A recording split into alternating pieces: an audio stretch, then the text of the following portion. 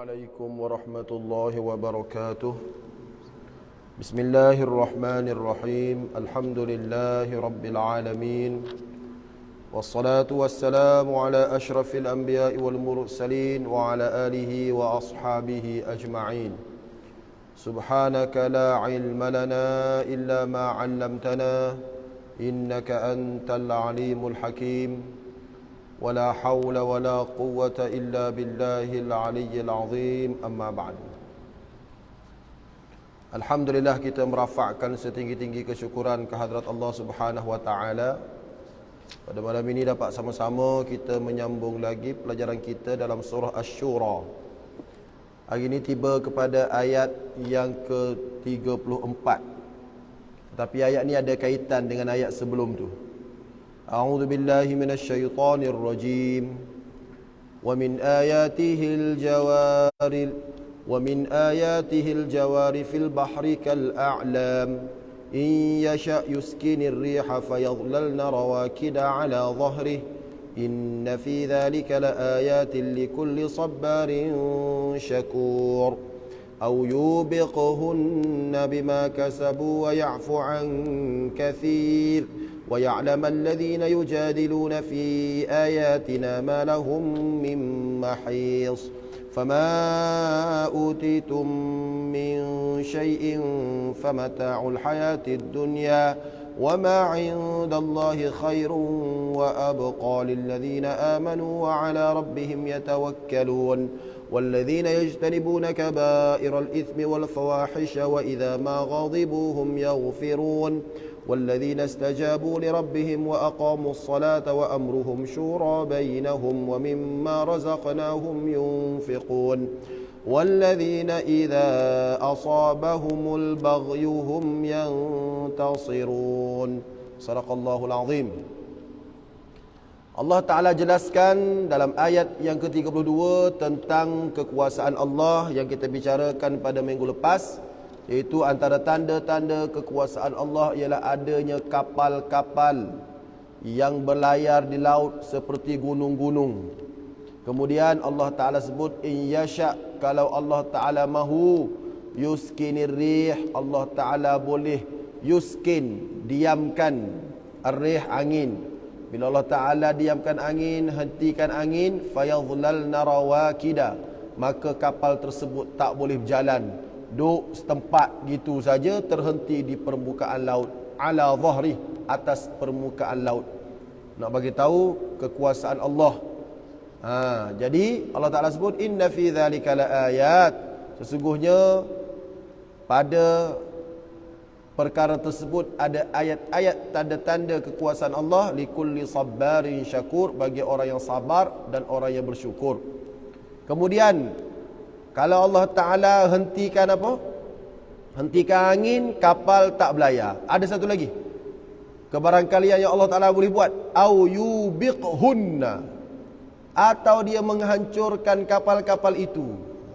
Au yubiqhunna, atau dia menghancurkan kapal-kapal itu. Kita tengok tafsir apa yang disebut oleh Syekh Wahbah Az-Zuhaili.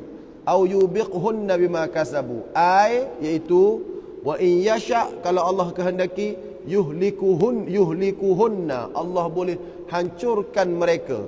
Cara Allah Ta'ala hancurkan bil gharaqi, dengan ditenggelamkan. Ada dalam tafsir lain saya baca tadi, Allah Ta'ala boleh bagi asif, angin kuat, taufan, boleh juga. Bila Allah Ta'ala bagi asif, angin kuat, taufan, maka kapal tu pun tenggelam. Bila tenggelam, apa berlaku? Kenapa Allah Ta'ala buat macam tu? Bima kasabu, au yubiqhunna bima kasabu, Allah hancurkan mereka disebabkan perbuatan buruk mereka.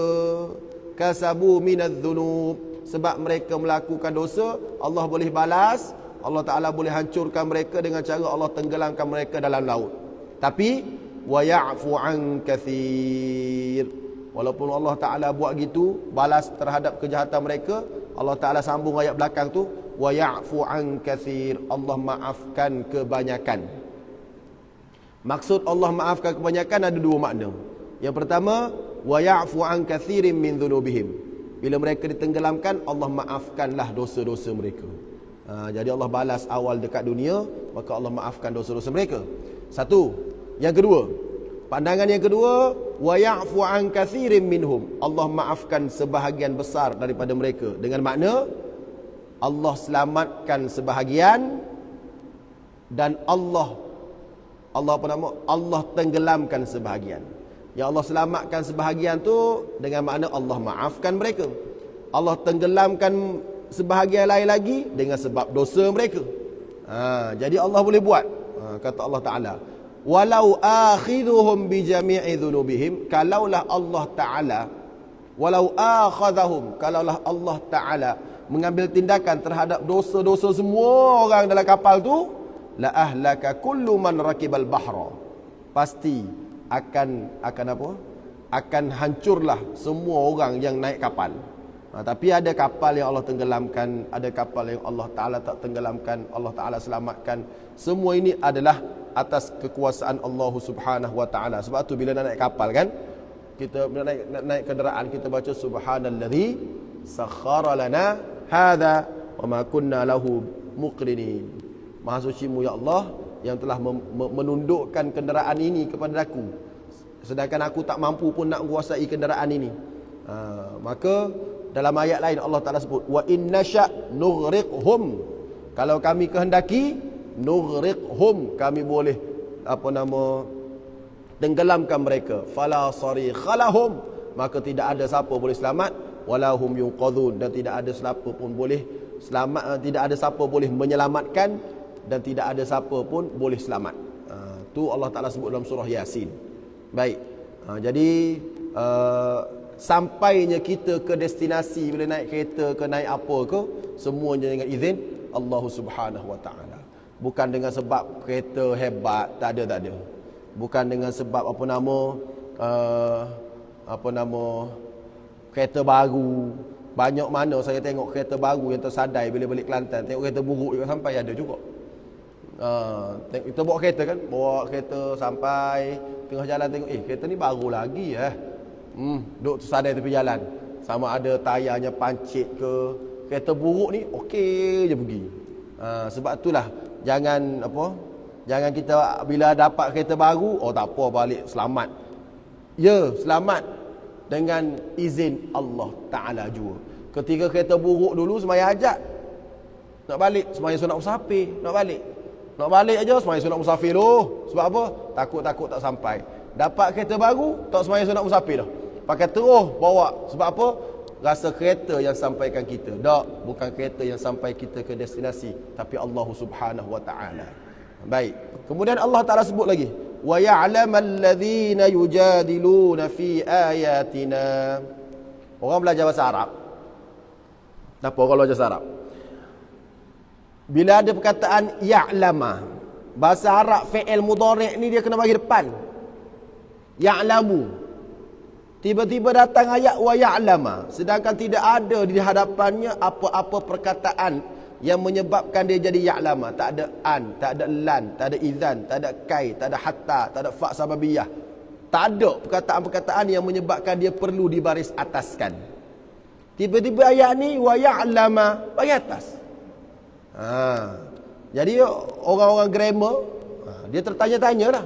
Maka orang grammar, orang nahu, dia kata wa ya'lama di sini sebenarnya adalah nak memberitahu tentang ta'lil. Ta'lil ni maksud dia alasan atau sebab kenapa Allah buat gitu. Kenapa Allah Ta'ala hancurkan, kenapa Allah Ta'ala berhentikan angin. Untuk apa? Wa ya'lama ay liya'lama. Ada li, seolah-olah ada li situ. Wa ya'lama tu seolah-olah liya'lama. Li tu dia panggil lamut ta'lil. Lamut ta'lil memansubkan fi'il mudhari'. Tak apa, belajar bahasa Arab tak faham pun tak apalah. Tapi tu kaedah dia. Lamut ta'lil menyebabkan fi'il mudhari' bagi atas. Patutnya ya'lamu tapi jadi ya'lama. Diandaikan ada lamut ta'lil dengan alasan. So kalau terjemah wa ya'lama dengan sebab dan dengan alasan Allah buat begitu. Untuk apa? Maka Allah Ta'ala dengan ilmunya dia mengetahui orang-orang yang membantah ayat-ayat Allah Ta'ala. Ma lahum min mahis, tiada bagi mereka tempat-tempat selamat. Kata pengarang kita ni, liyantaqima minhum, supaya Allah Ta'ala membalas kepada mereka disebabkan dosa mereka.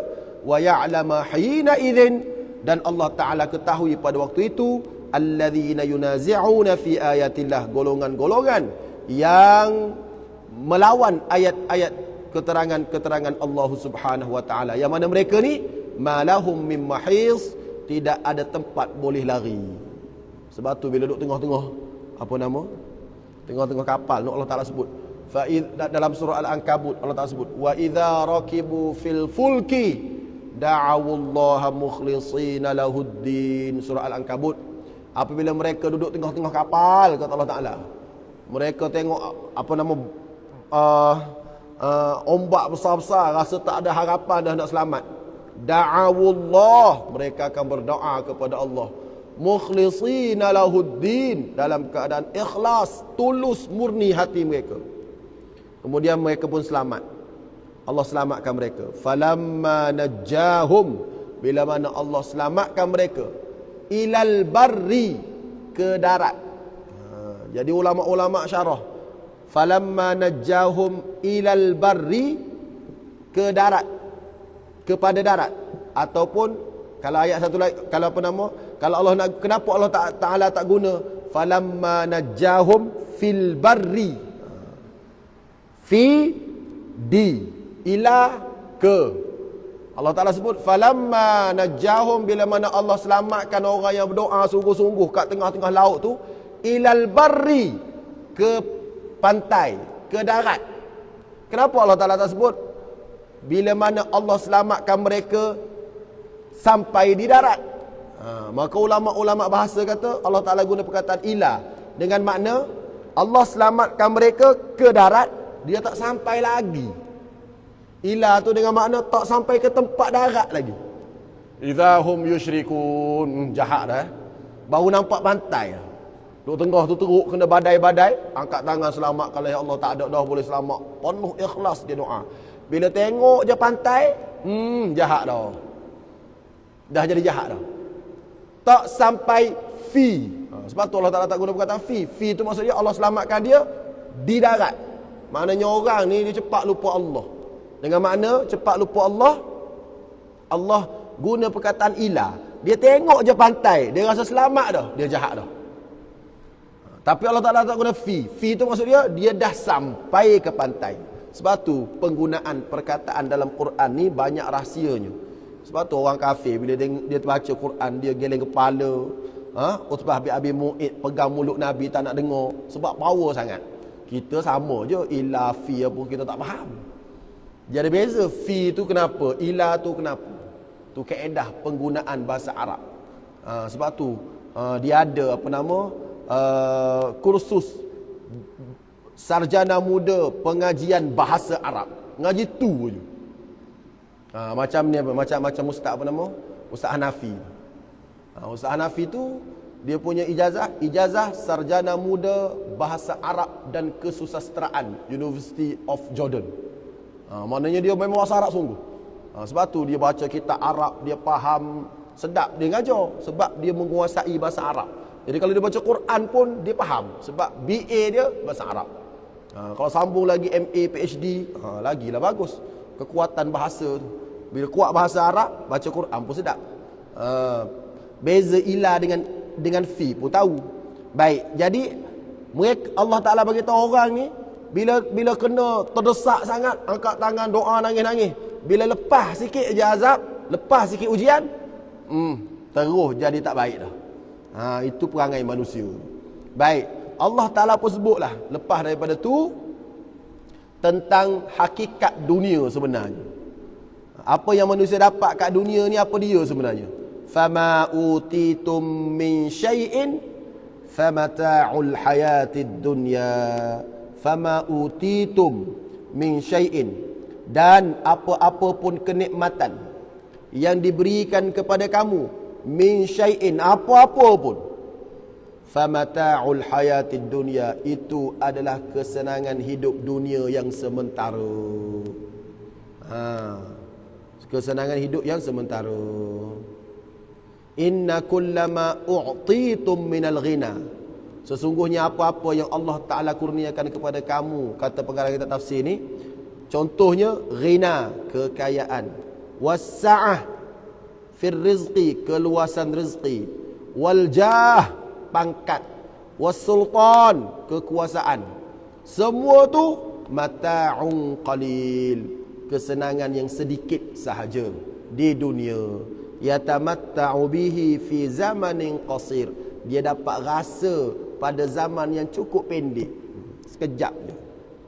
Sekejap je. Dia dapat rasa. Apa nama, saya punya besan saya, besan mak saya, mertua adik saya. Dia kata, nak buat rumah bila Rifki?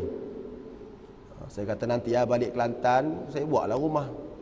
Dia kata, buat rumah, kalau tua dah buat rumah, duduk 2 tahun mati. Buat rumah besar-besar, dia kata. Lepas tu duduk 2 tahun, setahun mati, dia kata. Kebanyakan orang, dia kata, muda-muda ni kerja bukan main. Kerja bukan main. Pindah sana, pindah sini, pindah sana, pindah sini. Bila pencen buat rumah besar. Duduk setahun, 2 tahun mati. Kenikmatan dunia tu sekejap sangat ni. Kalau nak buat rumah, buat sekarang, dia kata. Nak balik pun balik sekarang, supaya boleh nikmat duduk rumah yang kita besar duduk tu lama sikit. Ni kita buat rumah besar-besar, mati. Bini pergi kahwin dengan bekas awek dia, bekas apa gawe dia waktu muda dulu. Rumah besar-besar kita buat, kekasih bini kita boleh duduk dengan dia. Tu contohlah kan. Tapi tak apalah, kita redha lah buat rumah apa semua pun mereka duduk dapat pahala, jangan duduk serabut pula. Tapi nak bagi tahu betapa sedikitnya dunia, tu jelah nak bagi tahu betapa sedikitnya dunia. Jadi alangkah lebih baiknya kita cantikkan rumah kita yang kekal dalam kubur tu, daripada kita cantikkan rumah kita yang bakal kita tinggalkan di rumah di dunia ni. Cara nak cantikkan rumah dalam kubur tu, baca Quran banyak-banyak. Habis tak boleh lah buat rumah besar. Siapa kata tak boleh? Boleh. Kenapa? Boleh. Arba'um minas sa'adah, 4 kebahagiaan. 4 kebahagiaan. Apa dia? Al-mar'atus salih, al-mar'atus salihah, isteri salihah. 4 kebahagiaan. 2, wal jar as-salih. Al-jar maksud dia jiran yang salih. Al-maskanus salih, al-maskan, rumah yang salih, rumah yang selesa. Dan yang keempat, al-markabus salih, kenderaan yang selesa.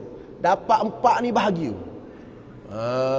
Rumah okey, taklah apa nama, anak-anak berebut bilik, bila balik raya-raya ni tak ada lah, cukup bilik dan sebagainya. Kereta pun okey lah, taklah mati tengah jalan, taklah rosak situ rosak sini. Kemudian jiran pun okey, kemudian isteri pun okey. Dapat 4 ni bahagia. Jadi maknanya kena juga sedia tempat yang selesa. Cuma kalau nak selesa, sedia awal-awal, muda-muda ni. Bila tua tak sempat nak selesa, mati dah. Baik. Jadi itu kaedah apa nama hidup dunia, sekejap sahaja. Nanti dinikmati oleh orang lain, insya-Allah kita dapat pahala. Jangan bimbang. So Allah Taala sebut ayat selepas tu apa yang perlu kita sediakan?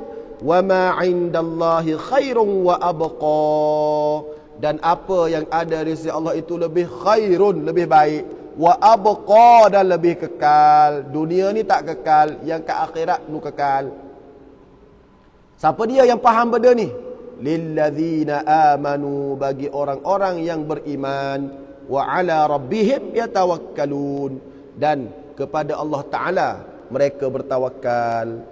Kata pengarang ini, pengarang kitab tafsir kata apa?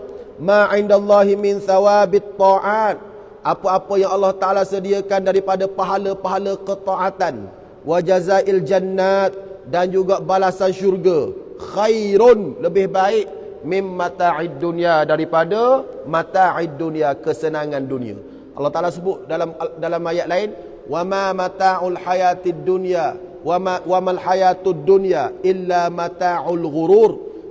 Kenikmatan dunia ni hanyalah kesenangan yang mempesonakan sekejap. Sekejap aja. Lepas tu tak ada. Sebab tu Rasulullah SAW bila nak kahwin dengan seorang perempuan, dia bagi tahu tungkahul mar'ah.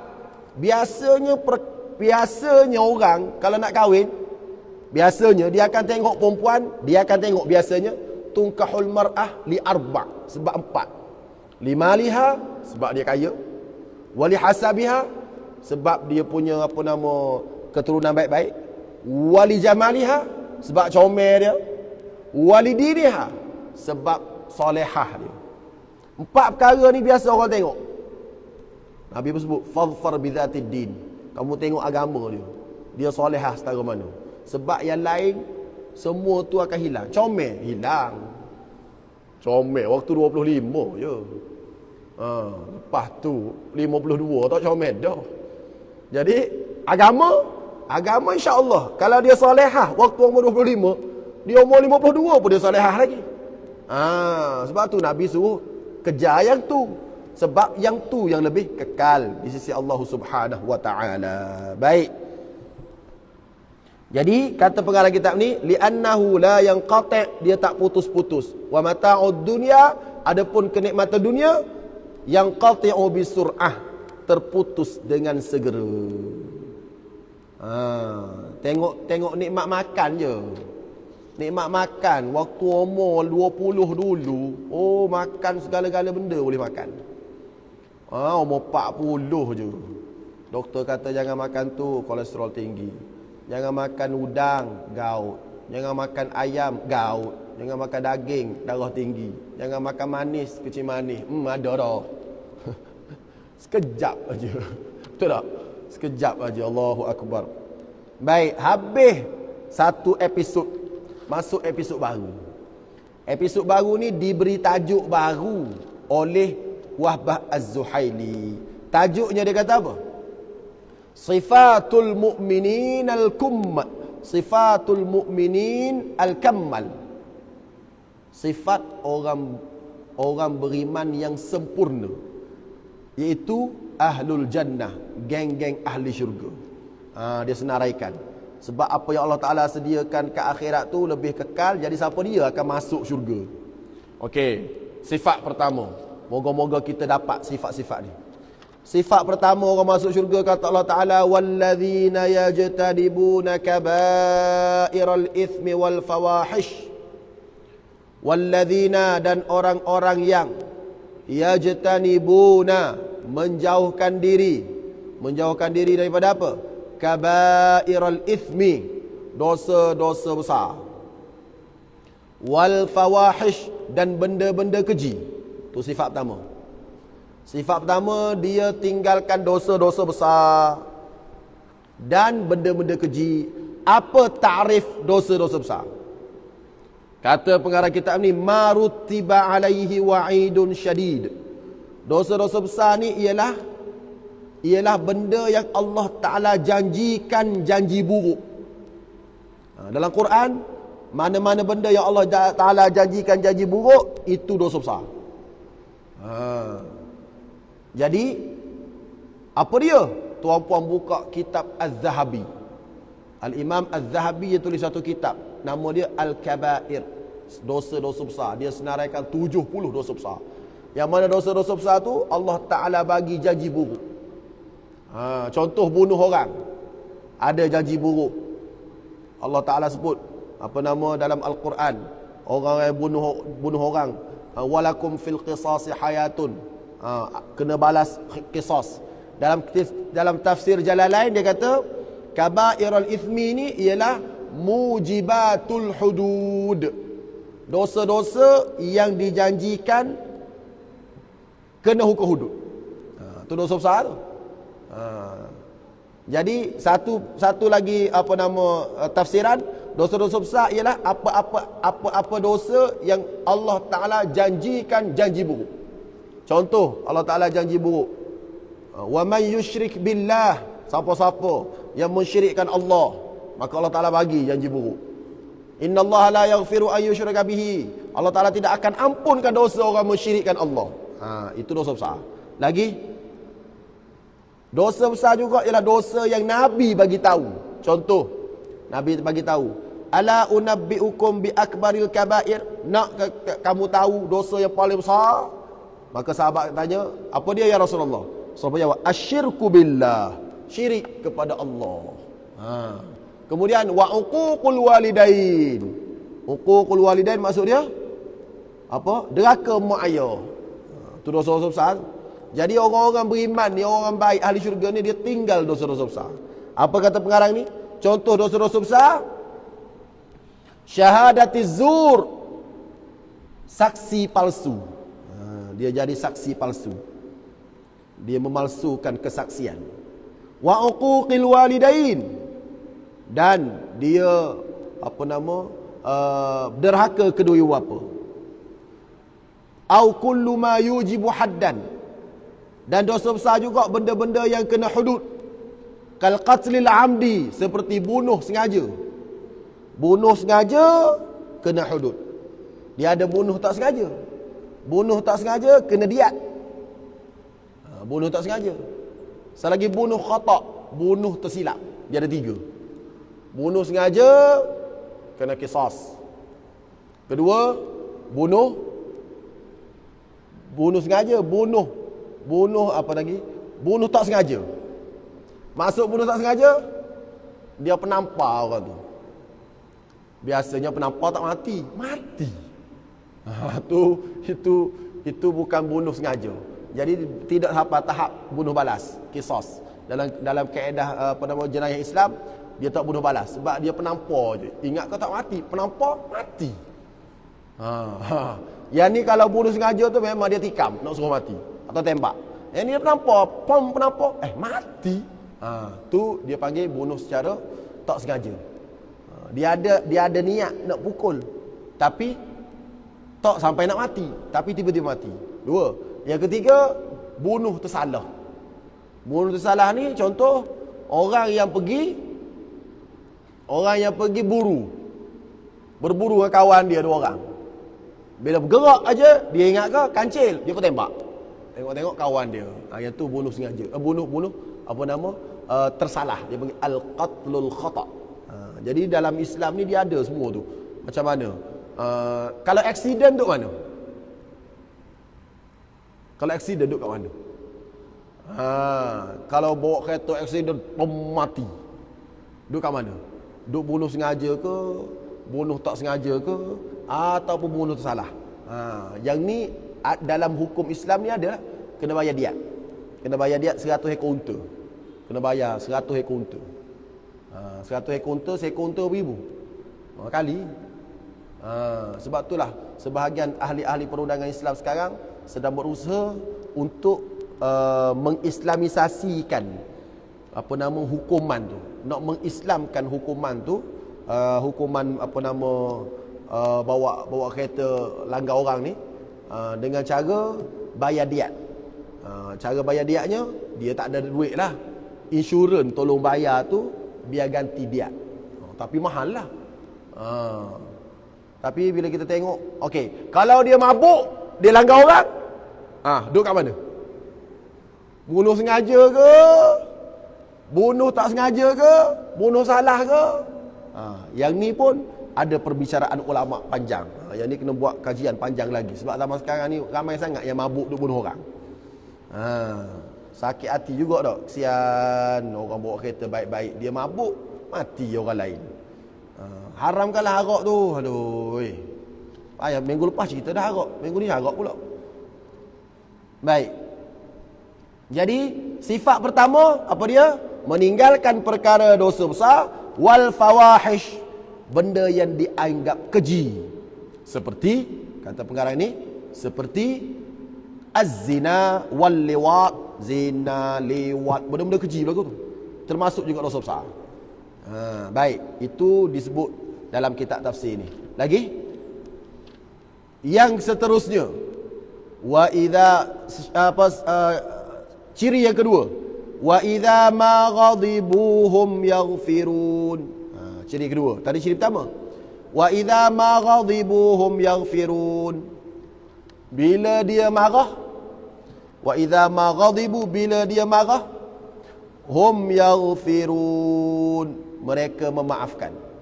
Dengan makna dia memaafkan ketika dia mampu nak balas, tapi dia maafkan. Wa idza ma ghadibu hum yaghfirun, dan bagi mereka, dan bagi orang-orang yang mereka yang menjauhi dosa besar dan perbuatan-perbuatan keji, apabila mereka marah, segera memberikan kemaafan. Maknanya dia tak cepat marah, dia lebih cepat memaafkan. Dalam Islam ni, kalau seorang tu marah, kalau dia berdiri nak hilang marah, duduk. Kalau marah tengah duduk, baring. Kita kalau baring marah, berdiri. Tu kita tak. Tengah-tengah duduk baring, orang datang marah, berdiri pula. Dia terbalik. Gitu. Tapi sebenarnya kata almarhum Tok Guru Ni Aziz ketika mengajar tafsir marah ni, dia kata marah-marah ni, dia kata sifat semula jadi. Kalau nak buang marah dalam jiwa kita memang tak boleh, sebab Allah dah letak dah benda tu ada dalam diri kita. Sebagaimana penakut pun ada juga sifat kita. Ada kita penakut, ada kita marah. Orang yang beriman ialah bukan dia tahan marah semata-mata, tak. Dia guna marah pada tempat yang sebetulnya.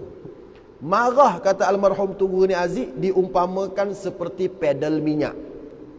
Dan penakut diumpamakan seperti pedal brake. Kalau kau penakut aja, kau brake je lah jawabnya. So tak jadi apa-apa. Tak bergerak kereta, tak buat apa-apa tindakan. Tapi kalau kamu ni pemarah sungguh, kau tekan minyak masuk dalam parit saja, jawabnya. Jadi orang yang cerdik, orang beriman, ialah dia pandai bila nak guna marah, bila nak guna takut. Bila nak guna marah, bila nak guna takut. Itu orang beriman, dia kata. Jadi bila dia marah, dia rasa boleh untuk dia maafkan, okey, dia maafkan. Jadi kalau orang yang dapat memaafkan kesalahan terhadap apa yang dia marah, itu adalah tanda-tanda ahli syurga. Marah, maafkan. Payah juga ni. Penceramah ni bila tak kena kat dia, cuba kena kat dia, marah-marah juga, kan? Tapi dia boleh maafkan, itu bagus. Itu sifat yang kedua. Sifat yang ketiga. Sifat yang ketiga apa dia? Allah Ta'ala berfirman, walladzina istajabu li rabbihim. Walladzina istajabu li rabbihim, iaitu orang-orang yang bagi respon baik kepada Allah Ta'ala dengan ketaatan. Istajabu li rabbihim, dia bagi respon terhadap apa yang Allah suruh. Allah suruh semayang, dia semayang. Allah suruh datang masjid, dia datang masjid. Baik. Ayat ini diturunkan oleh Allah kepada golongan Ansar. Bila mereka, Nabi ajak mereka suruh beriman, mereka pun beriman. Bila Nabi ajak mereka suruh beriman kepada Allah, mereka beriman. Jadi turun ayat ni, walladzina istajabu li rabbihim. Ayat tadi, wa idza ma ghadibu hum yaghfirun. Ayat tadi, bila dia marah, dia boleh maafkan, turun kepada Umar Al-Khattab. Umar kita apa nama? Umar ni kita kenal dia sebagai seorang yang garang. Tapi Allah Ta'ala turun ayat ni. Bila dia marah, dia maafkan.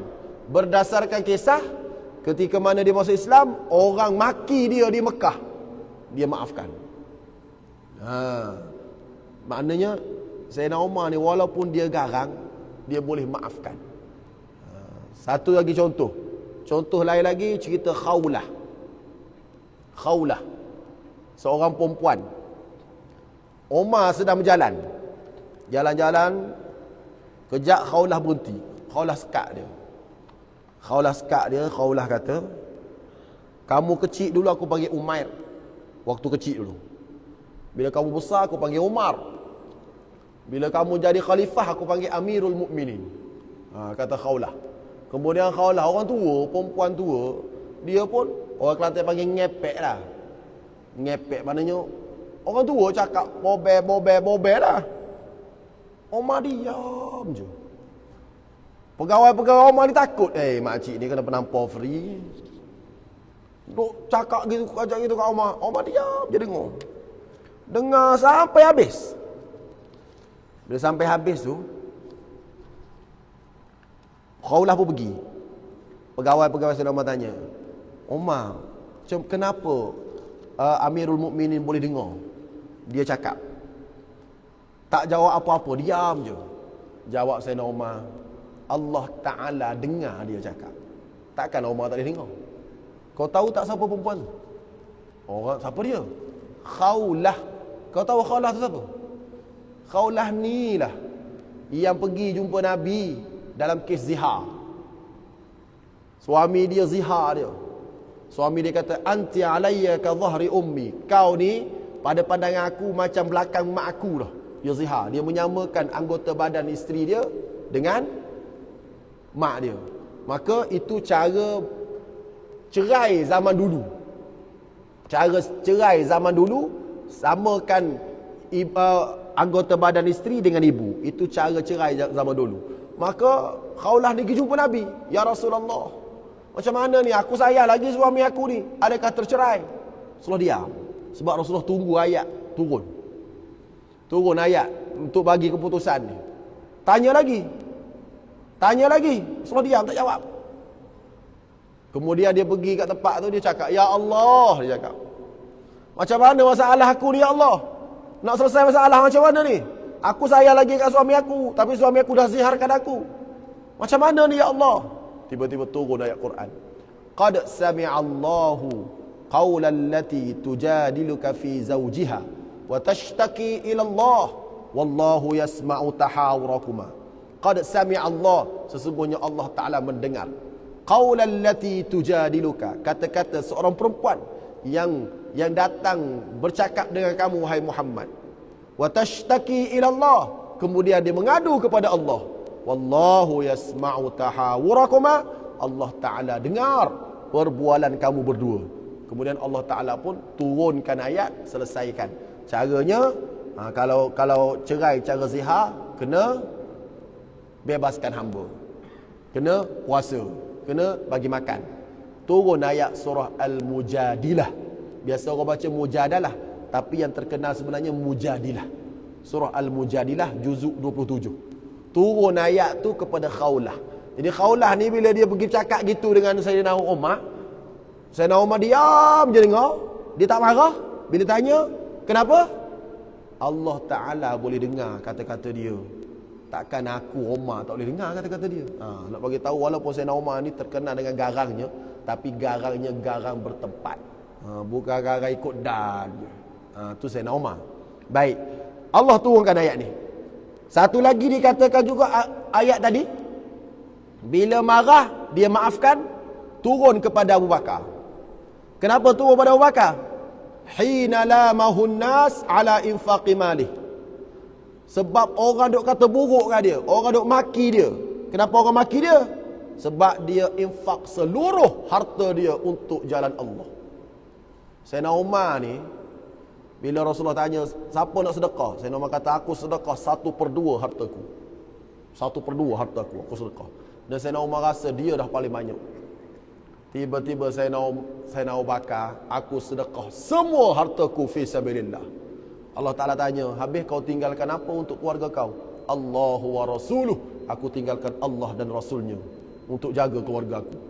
Allah Ta'ala pun turun ayat Quran, wa sayujannabuhal atqa.